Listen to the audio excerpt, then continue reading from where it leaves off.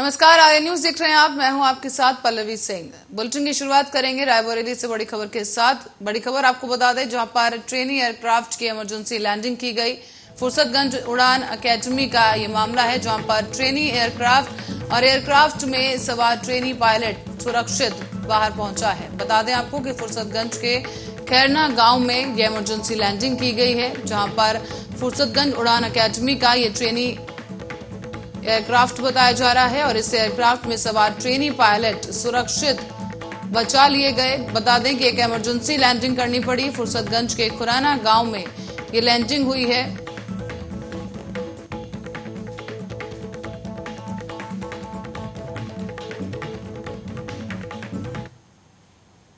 और अब खबर सोनभद्र से है, जहां बीजपुर परिक्षेत्र में बेखौफ बालू माफियाओं के हौसले इस कदर बुलंद हो गए हैं कि देश की धरोहर कहे जाने वाले रिहंद बांध का भी दोहन करने से बाज नहीं आ रहे।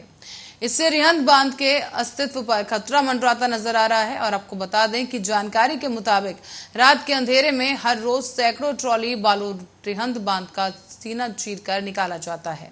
तो वहीं वन अधिकारी रेणुकूट और खनन अधिकारियों से जानकारी ली गई, तो उन्होंने टीम भेजकर इस मामले की जांच कराने की बात कही है।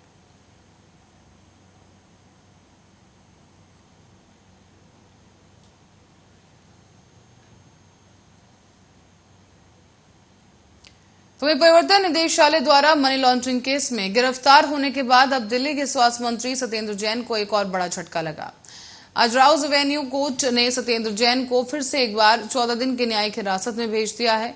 और सत्येंद्र जैन का आज सोमवार को पुलिस के रिमांड का आखिरी दिन था, लेकिन अब कोर्ट ने फिर से एक बार आम आदमी पार्टी मंत्री को 14 दिन की न्यायिक हिरासत के लिए भेज दिया है। आपको ये बता दें कि इसके बाद अब लगातार सियासी पारा और भी ज्यादा चढ़ गया है।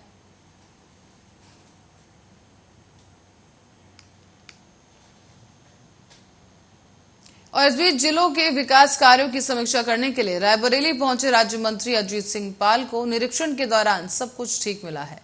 इस दौरान उन्होंने अस्पताल, ग्रामीण सचिवालय और गौशाला के साथ कृषि विज्ञान केंद्र का भी जायजा लिया, जहां अधिकारियों की मौजूदगी में उन्होंने आवश्यक दिशा निर्देश दिए। साथ ही साथ अधिक मेहनत करने का भी निर्देश दिया गया। और इस दौरान विभागीय अधिकारियों से लंबी बैठक चली। इस बैठक के दौरान फीडबैक लिया गया है। साथ ही पत्थरबाजी पर जो कार्रवाई की जा रही है उनके बारे में भी सपा अध्यक्ष के ट्वीट के बारे में उनसे जब पूछा गया, तो इस दौरान उन्होंने कहा कि उन्हें इस ट्वीट के बारे में जानकारी नहीं है।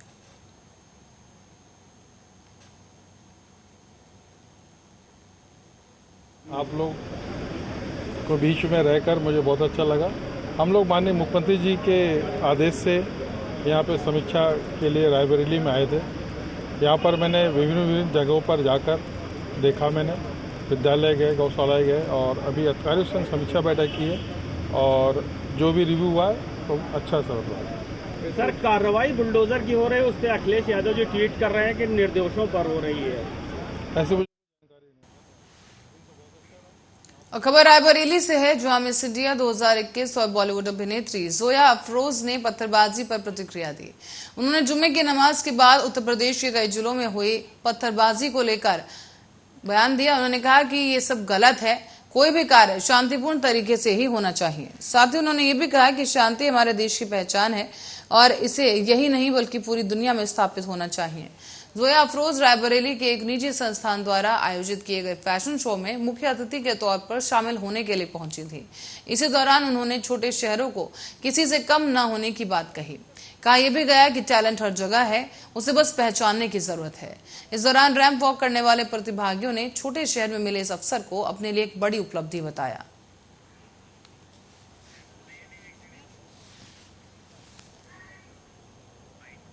पहले तो मैं ये कहना चाहूँगी कि कोई भी शहर छोटा बड़ा नहीं होता और टैलेंट हर जगह मिल जाता है। स्पेशली आज का जो प्रोग्राम हम यहाँ पर आए हैं रायबरेली में, प्रियंका हंसदा जी बहुत अच्छा प्रोग्राम उन्होंने आयोजित करवाया है। सो एंड त्रिलोचन जी का भी बहुत बहुत शुक्रिया अदा करना चाहूँगी कि मुझे यहाँ बुलाया। तो ऐसे प्रोग्राम्स में एक प्लेटफॉर्म मिलता है सबको अपना टैलेंट दिखाने का एंड वो बहुत अच्छी बात है। So thank you so much सबको एक प्लेटफॉर्म देने के लिए। एंड टैलेंट हर जगह है, उसे निखारना ज़रूरी है। मैम, अभी उत्तर प्रदेश के कई जिलों में कानून हाथ में लेकर के लोगों ने पत्थरबाजी वगैरह की, कुछ कहना चाहेंगे आप ऐसे लोगों से? मैं पीस में बिलीव करती हूँ और सब अगर पीसफुली रहे तो ये हमारे देश के लिए, हमारी दुनिया के लिए बहुत अच्छी बात है। सो आई थिंक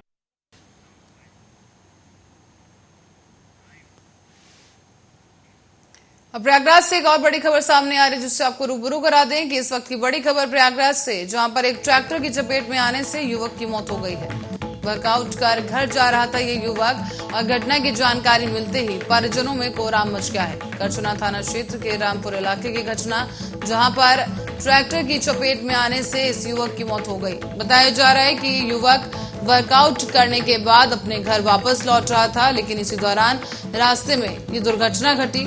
तो वहीं जानकारी मिलते ही अब परिजनों में कोहराम की स्थिति है।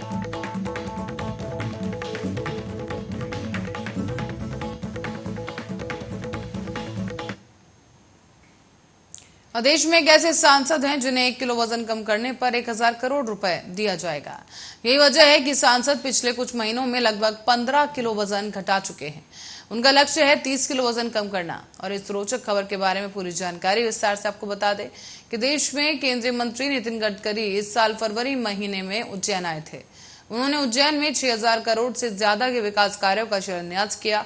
इस दौरान जब उनकी नजर उज्जैन के आलौट संसदीय क्षेत्र से पहली बार सांसद चुने गए अनिल फिरोजिया पर पड़ी, तो उन्होंने मंच से ये घोषणा कर दी कि अगर सांसद अनिल फिरोजिया अपना 1 किलो वजन कम करते हैं तो उन्हें विकास कार्यों के लिए 1000 करोड़ रुपए की राशि केंद्र सरकार की ओर से दी जाएगी। दरअसल उज्जैन के सांसद अनिल फिरोजिया देश के काफी वजनदार सांसदों में गिने जाते हैं। उनका वजन फरवरी महीने में 128 किलो था। तो केंद्रीय मंत्री नितिन गडकरी ने बताया कि उनका खुद का वजन 135 किलो था, लेकिन उन्होंने डाइट प्लान और व्यायाम के जरिए वजन को 93 किलो कर लिया है। उदाहरण के साथ ही सांसद को भी वजन कम करने के लिए प्रेरित किया गया। इसके बाद सांसद अनिल फिरोजिया ने लगातार व्यायाम करना शुरू किया है। इसी की बदौलत उन्होंने अभी तक लगभग 15 किलो वजन कम कर लिया है। साथ ही उनका यह भी कहना है कि जुलाई के मानसून सत्र में 100 किलो से ज्यादा वो वजन कम कर लेंगे। और इसी के साथ ही आपको बता दें, उन्होंने कहा कि वो अपना वजन कम करने के लिए काफी मेहनत कर रहे हैं। और इसी के बाद वो अपना वजन करीब 100 किलो करने के बाद केंद्रीय मंत्री नितिन गडकरी से 28,000 करोड़ की विकास परियोजनाओं की मांग करेंगे। सांसद अनिल फिरोजिया ने यह भी बताया है कि वो सुबह अल्पाहार के अलावा दोपहर में 1 रोटी और 1 कटोरी सलाद खाते हैं, साथ ही 1 कटोरी हरी सब्जी और इसी तरह की प्रकार की जो डाइट है वो शाम को भी लेते हैं। उनके द्वारा 5 किलो प्रति महीना वजन कम किया जा रहा है, लेकिन अब वो व्यायाम के घंटे और ज्यादा बढ़ाने जा रहे हैं। और आगे ये भी कहा कि वो ऐसी उम्मीद कर रहे हैं कि 1 महीने में उनका वजन अब 10 किलो तक कम हो जाए। अनिल ने यह भी कहा कि वो प्रतिदिन 2 घंटे तक व्यायाम करते हैं।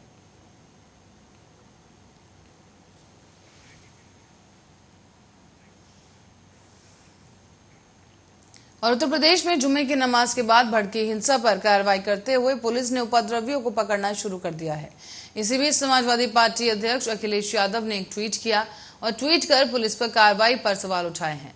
अब उत्तर प्रदेश के बीजेपी उप मुख्यमंत्री केशव प्रसाद मौर्य ने कहा कि पिटाई दंगइयों की हो रही है और दर्द अखिलेश यादव को हो रहा है। बता दें कि नेशनल हेराल्ड मामले में भी सोनिया गांधी और राहुल गांधी को ईडी ने कई बार समन भेजा और अब इस मुद्दे पर कांग्रेस ने देश भर में प्रेस कॉन्फ्रेंस की और इसके अलावा कांग्रेस ने इसके लिए कई तैयारियां भी की हैं। इनमें विरोध प्रदर्शन और ईडी दफ्तर तक मार्च शामिल है। अलग अलग राज्यों में पार्टी के तमाम नेताओं को प्रेस कॉन्फ्रेंस की जिम्मेदारी सौंपी गई थी। तो वहीं अब कांग्रेस नेता इस दौरान सरकारी एजेंसियों की कार्रवाई को लेकर केंद्र सरकार पर हमलावर होंगे।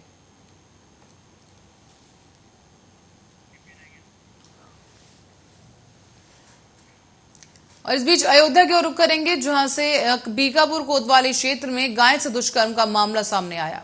और इस दुष्कर्म के मामले में तपस्वी छावनी के संत परमहंस आज कोतवाली बीकापुर पहुंचे और वो सराय खरगी शिवतर गांव जाने के लिए निकले थे, लेकिन पुलिस ने उन्हें कोतवाली बीकापुर में ही रोक लिया और मान मनोबल के बाद उन्हें अयोध्या वापस लौटाया।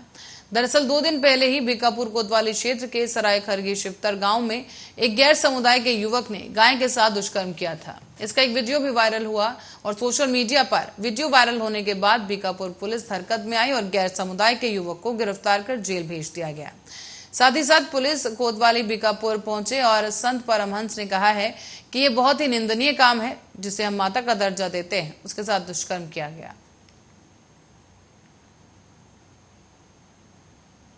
देखिए, ये जनपद अयोध्या के बीकापुर कोतवाली में मोहम्मद शहाबुद्दीन नाम का एक मुसलमान गाय के साथ बलात्कार करते हुए पकड़ा गया, जिसको लेकर के सभी हिंदुओं में आक्रोश है, क्योंकि गावो विश्व से माता है, गाय संपूर्ण विश्व की माँ है, सभी सनातनियों की माता है। और जिस तरह से मुसलमानों का उपद्रव चल रहा है, तो मैं आज भारत के सभी जो मुल्ला मौलवी और जितने इनके इमाम हैं, मैं सबको आज जो है एक संदेश भी देना चाह रहा हूँ कि ये भारत है, भारत में कानून का ही राज चलेगा, कानून सर्वोपरि है। अगर कहीं कोई गलती कर रहा है तो संवैधानिक दायरे में उसके लिए कार्रवाई कोई भी करा सकता है, लेकिन जिस तरह से मुसलमानों में देखा जा रहा है कि ये कानून को हाथ में ले रहे हैं, यह ठीक नहीं है। इसको लेकर के मैं सेंट्रल गवर्नमेंट से, स्टेट गवर्नमेंट से और प्रशासन से भी मैं आग्रह करूंगा कि कानून के दायरे में सबको रखा जाए। जो रहे तो ठीक है, जो न रहे तो उनको रखा जाए।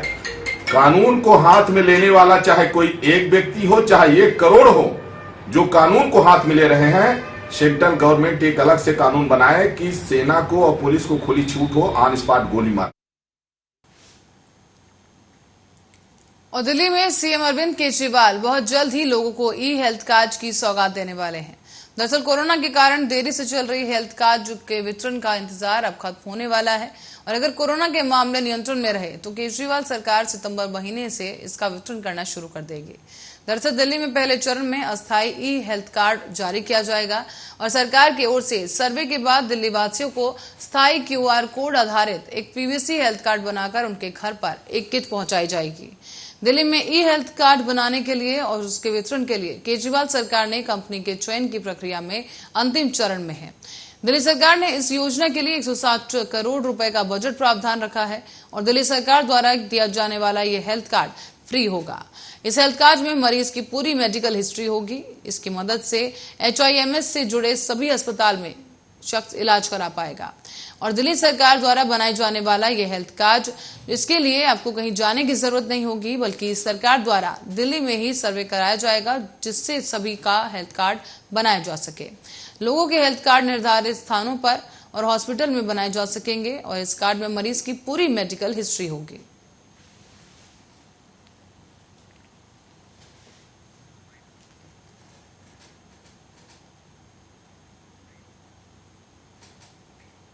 चलिए बढ़ते हैं अगली खबर की ओर। कांग्रेस नेता Rahul Gandhi national Herald case में पूछताछ के लिए ईडी के दफ्तर पहुंचे हैं और बड़ी संख्या में जो उनके समर्थक हैं और वरिष्ठ नेताओं के साथ सत्याग्रह मार्च करते हुए पार्टी के दफ्तर में वो पैदल ही ईडी के ऑफिस पहुंचे।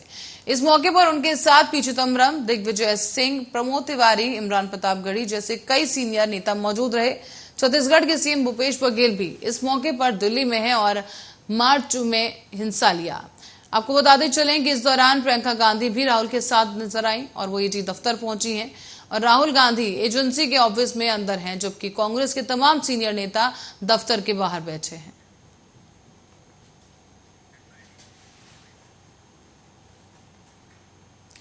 तो इस बीच राष्ट्रीय जनता दल के सुप्रीमो लालू यादव के बड़े बेटे तेज प्रताप यादव अक्सर अपने बयानों और हरकतों की वजह से सुर्खियों में रहते हैं। इस बार उन्होंने पटना जंक्शन पर बवाल कर दिया और तेज प्रताप दिल्ली जाने के लिए राजधानी एक्सप्रेस पर चढ़ने के लिए पटना जंक्शन पहुंचे थे, लेकिन वहां पहुंचते ही हंगामा शुरू हो गया। घटना रविवार की शाम की बताई जा रही है और तेज प्रताप यादव जैसे ही यहां स्टेशन परिसर में पहुंचे तो पहले उनकी गाड़ी को रोका गया। इसके बाद ड्यूटी पर तैनात ASI अभय कुमार ने उनके साथ बदसलूकी की। ये तेज प्रताप यादव ने आरोप लगाया है और इसी बात को लेकर हंगामा शुरू किया गया। साथ ही तेज प्रताप यादव इसकी शिकायत अब रेलवे DIG से करने पहुंचे। उन्होंने आरोपित ASI अभय कुमार पर तुरंत कार्रवाई की मांग की। साथ ही साथ तेज प्रताप यादव राजधानी एक्सप्रेस से नई दिल्ली जाने के लिए पटना जंक्शन पहुंचे थे। आपको ये भी बता दें कि जंक्शन पर उनके द्वारा जो चालक है और चालक के द्वारा मुख्य पोर्चकों में गाड़ी ले जाने की कोशिश की जा रही थी, लेकिन वहां पर तैनात RPF के अधिकारियों और जवानों ने गाड़ी को पर्यटकों में रोक लिया और इसी बात को लेकर तेज प्रताप भड़क उठे।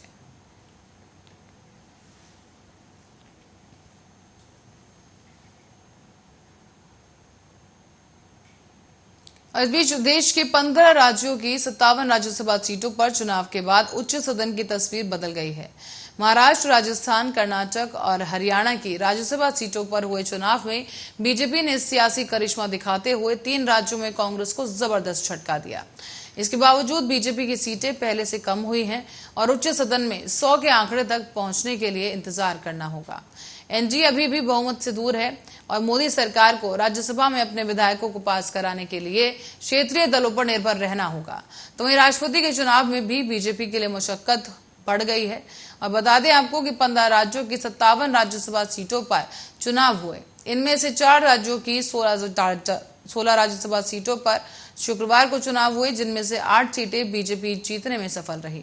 हरियाणा में एक निर्दलीय उम्मीदवार को जीत दिलाने में कामयाब रही और वहीं इससे पहले 11 राज्यों की 41 राज्यसभा सीटों पर निर्विरोध उम्मीदवार चुने गए थे। इसमें 14 राज्यसभा सीटें बीजेपी के खाते में आई और इसी तरह से भाजपा ने अपने दम पर 22 राज्यसभा सीटें जीत ली हैं।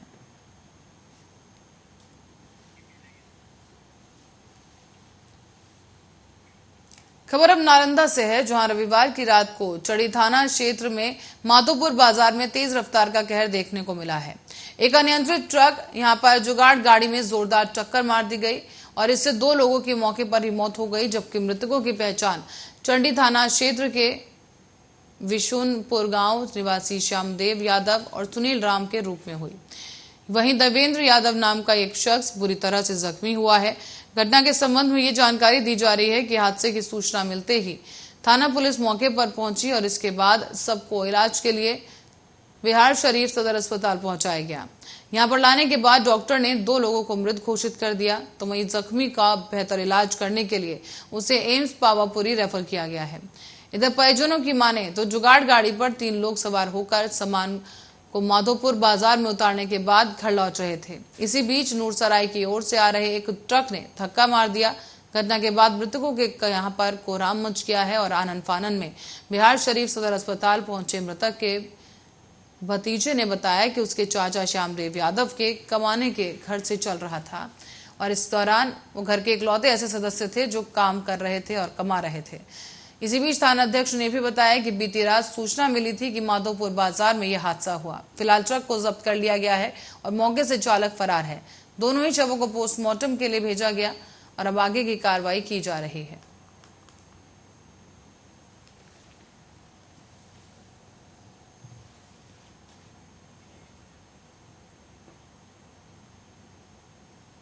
तो वहीं पैगंबर मोहम्मद की टिप्पणी को लेकर प्रयागराज हिंसा मामले में एक नया खुलासा हुआ है, जहां जांच में बात सामने आई कि अचाला में जो हिंसा हुई उस हिंसा में बाहर से भी भाड़े पर उपद्रवी बुलाए गए थे। पुलिस सूत्रों के मुताबिक खुल्लाबाद इलाके में छोटी बड़ी हर मस्जिद में बड़ी संख्या में नमाजी जुटे। इसमें मुस्तफा कॉम्प्लेक्स के आसपास के नमाज के बाद अचानक भीड़ बहुत तेजी से जुट गई। इसमें नए चेहरे भी शामिल हुए और आपको बता दें कि बीजेपी से सस्पेंड की गई नुपुर शर्मा के पैगंबर के खिलाफ विवाद के दौरान जो टिप्पणी ली गई और उसको लेकर जो हिंसा भड़की, उसी को लेकर ये तथ्य सामने आए हैं। जांच में इस बात का भी खुलासा हुआ कि जो भीड़ जुटी थी इसमें कई नए लोग शामिल थे और जांच में ये सामने आया कि अटाला में हुई हिंसा में बाहर से शरारती तत्वों को बुलाया गया था। साथ ही साथ इन लोगों ने काफी उपद्रव मचाया और पैगंबर के खिलाफ टिप्पणी को लेकर देश के अलग अलग हिस्सों में हिंसा की घटनाएं सामने आई। प्रयागराज में भी काफी पथराव और अगजनी हुई। इस मामले में अब पुलिस ने अटाला बड़ी मस्जिद के इमाम अली अहमद को भी नामजद किया है और अब जांच में सामने आया कि अटाला में हुई हिंसा में बाहर पे भी भाड़े से उपद्रवियों को बुलाया गया था।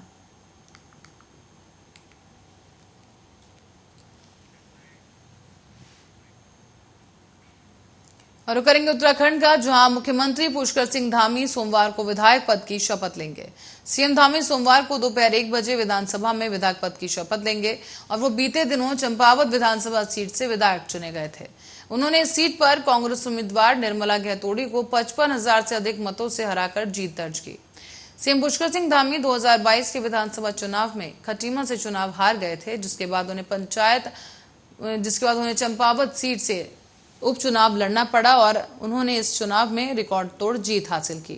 करीब 55,000 वोटों से जीतने के बाद सीएम विधानसभा असेंबली का हिस्सा बने, जहां उसके बाद उन्होंने सोमवार को मुख्यमंत्री पुष्कर सिंह धामी विधायक पद की शपथ लेने पहुंचेंगे।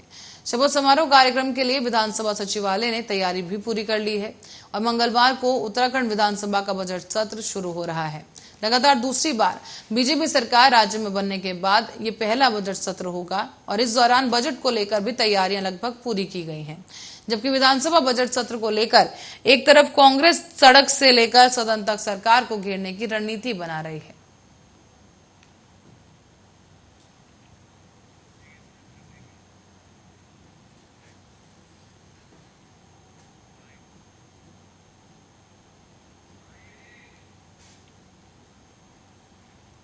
और इस बीच आगरा की ओर रुख करेंगे, जहां से एक बड़ी खबर सामने आ रही है। आगरा में इस वक्त की बड़ी खबर, सेना के एक जवान का पार्थिव शरीर उसके गांव पहुंचा है। आकाशीय बिजली गिरने से जवान शहीद हो गया था और हाल ही में ये खबर सामने आई थी। और अब आप देख सकते हैं, तस्वीरें भी आपको लगातार दिखा दें कि जवान का पार्थिव शव उनके गृह गांव पहुंचा है। शहीद के अंतिम दर्शन के लिए जन सैलाब उमड़ चुका है और अमर शहीद भारत माता के जयकारे लगाए गए। मौके पर प्रशासनिक अधिकारी मौजूद रहे।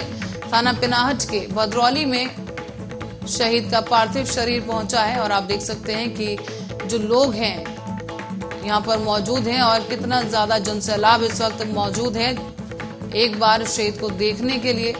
हाल ही में आकाशीय बिजली की वजह से एक हादसा हुआ था, जिसके बाद जवान शहीद हो गए। और खबर सोनभद्र से सामने आ रही है, जहां पर ताजा मामला पिपरी थाना क्षेत्र के न्यू मार्केट तुर्रा का बताया जा रहा है। यहां आपको बता दें कि दरअसल धारदार हथियार से एक युवक पर हमला कर दिया गया। बताया जा रहा है कि सोते समय युवक पर घर में घुसकर जानलेवा हमला किया गया, जिससे युवक की हालत काफी गंभीर हो गई। फिलहाल युवक को स्थानीय लोगों की मदद से अस्पताल में गंभीर अवस्था में भर्ती कराया गया और पुलिस इस पूरे मामले को देखते हुए अब आरोपियों की तलाश में जुट गई है।